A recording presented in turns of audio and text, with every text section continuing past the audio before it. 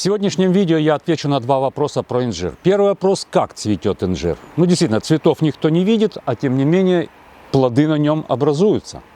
Второй вопрос. Ну, давайте второй вопрос оставим попозже немножко. Итак, как же цветет инжир? Вот мы привыкли, что наши обычные плодовые деревья, там яблоня, вишня, груша, слива, цветут яркими цветами. Эти цветы привлекают насекомых-опылителей, которые их опыляют, и образуются плоды. У инжира все происходит немножко не так.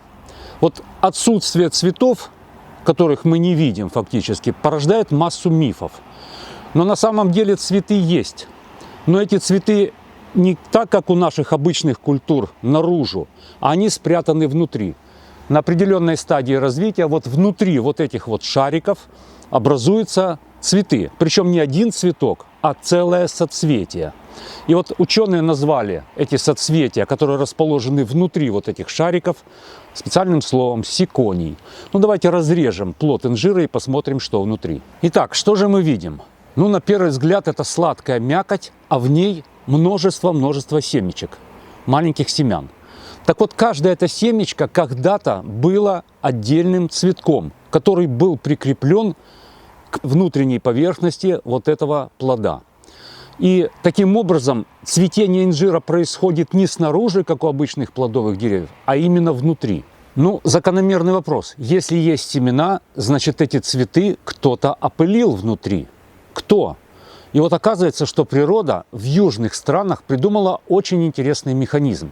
Есть такое малюсенькое насекомое, оса бластофага, которое проникает внутрь вот этого соцветия.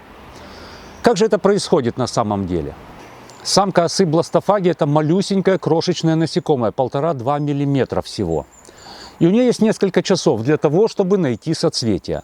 Она летит, ориентируясь по запаху. И тут дело случая, как повезет. Она может найти соцветие, где только мужские цветки, а может найти соцветие, где женские цветки. И вот она находит отверстие внизу, и через вот это малюсенькое, очень узкое отверстие начинает залезать внутрь.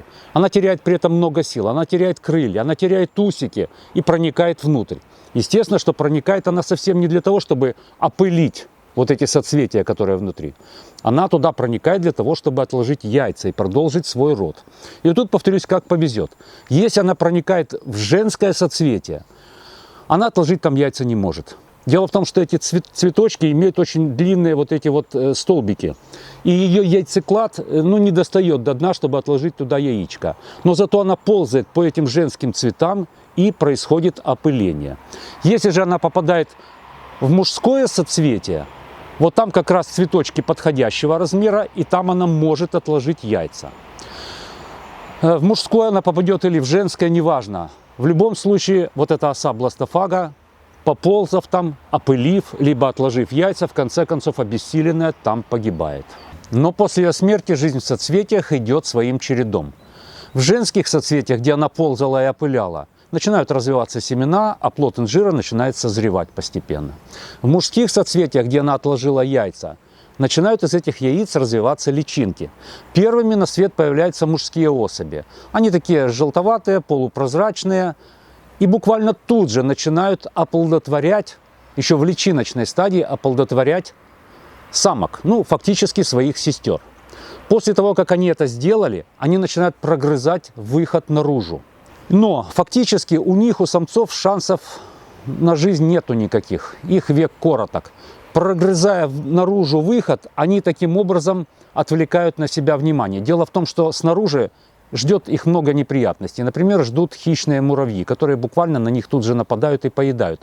Но своей жизнью они отвлекают внимание от самок. И самки могут беспрепятственно, безопасно выйти наружу и улететь. Но, и вот тут самое главное, во-первых, самка вылетает беременная, а во-вторых, она вылетает из мужского соцветия, полностью измазавшись в мужской пыльце. И она снова летит в поисках подходящего соцветия. И снова как повезет. Попадет в женское соцветие, мужской пыльцой она его опылит. И будут у нас вкусные, сладкие фиги. Если же она попадет в мужское соцветие, она сможет отложить там яйца, и будут новые осы. Вот так и существует многие миллионы лет этот удивительный симбиоз между инжиром и осой бластофагой. Этот симбиоз, позволяющий им размножаться. Оса опыляет цветы, образуются семена, инжир может размножаться. Инжир дает убежище осе, где она может отложить яйца. Так размножается оса бластофага.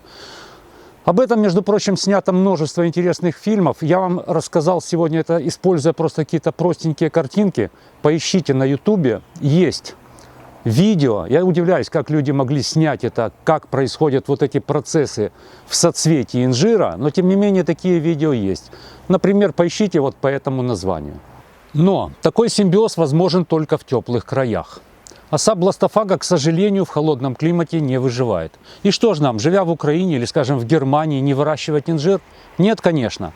Давно уже ученые-селекционеры вывели множество самоплодных сортов, где опыление происходит без участия насекомых. Так надежней, так верней. И самое главное, так можно выращивать инжир в совершенно вроде бы неподходящих для него условиях. И вот тут у меня возникает такой вопрос. Ну вот мы выращиваем у себя в садах множество самоплодных культур. У нас есть сорта самоплодные абрикоса, сливы, вишни. Но опытный садовод всегда знает, что даже если сорт самоплодный, лучше, если рядом будет расти еще опылитель. Вот это взаимное переопыление приводит к тому, что урожая будет больше, плоды будут крупней, они будут вкусней. И вот у меня возникает вопрос. Если мы выращиваем самоплодные сорта инжира, а можно ли как-то без участия осы, которая у нас не выживает, проводить вот это вот перекрестное опыление между разными сортами, даже между одним сортом, но с разных кустов, чтобы плоды были крупнее и еще вкуснее? Ну-ка, инжироводы, поделитесь, опытные. Может быть, вы знаете способ, как это можно сделать вручную. Здесь же кисточкой пыльцу не пособираешь с одного цветка на цветок. Здесь нужны какие-то хитрые методы. Ну, хватит фантазии, давайте теперь перейдем к ответу на второй вопрос. Вот часто в комментариях пишут: на инжире образуются плоды, но они не вызревают. Так зелеными и висят до зимы, ну а зимой, естественно, опадают. Что это такое, почему так происходит? Ну, помимо того, что просто ваш сорт может не подходить к вашему региону, о чем я когда-то снимал подробное видео. То есть, ну вот этот сорт инжира, например, у меня созревать начинает в октябре. А в октябре тут уже температура ниже, чем плюс 10 градусов. Естественно, он просто не успевает вызреть, этот сорт. Но это первая версия. Вторая версия заключается в том, что помимо сортов инжира существуют еще и разные типы инжира. Инжироводы различают 4 типа инжира. Первый тип – самоплодные инжиры. Это как раз вот те инжиры, которые выращивают в умеренном климате. То ли это Украина, то ли это Германия, то ли это более северные регионы Европы. Тот инжир, которому не требуются никакие насекомые-опылители. Второй тип смирно. Это тот тип, как раз которому наоборот нужны насекомые-опылители. Это инжир южных регионов. Третий тип Сан-Педро. Это компромиссный как бы вариант. Для того, чтобы получить урожай бребы, то есть тот урожай, который образуется на побегах прошлого года, насекомые-опылители не нужны. Но для того, чтобы получить второй урожай, основной урожай, который вызревает на побегах нынешнего года, снова нужна вот эта самая оса бластофага, насекомая-опылитель. Ну и, наконец, четвертый тип инжира – это каприфиги, так называемые. То есть это мужские экземпляры, у которых соцветия только мужские. Естественно, ни о каком урожае с них речи быть не может. У вас будут висеть вот такие зелененькие, как бы плодики, но там мужские цветы, никакого опыления внутри не происходит, так они и провисят. Этот тип инжира нужен не для урожая, он нужен для того, чтобы самка осы бластофаги откладывала там свои яйца. Ну, можно его использовать, например, как подвой, если привить на него какие-то хорошие, ну, например, самоплодные сорта. И вот здесь и есть ответ на тот самый вопрос, почему висят зелененькие плодики и не вызревают. Внимательно изучите, какой инжир вы сажаете. Во-первых, какой сорт, чтобы ваш сорт соответствовал тому региону, тому климату, в котором вы живете. Вот этот инжир вызревать начинает в начале октября, а в начале октября здесь уже слишком холодно, он не успевает просто. И обязательно изучите тип инжира, который вы сажаете, чтобы не получилось так, что откуда-то из Средиземноморья вы привезли черенок южного сорта, укоренили, посадили, А урожая так и не дождались, потому что никакой осы бластофаги в Украине, скажем, не живет, не выживает она там. Соответственно, опыление не происходит. Или другой вариант.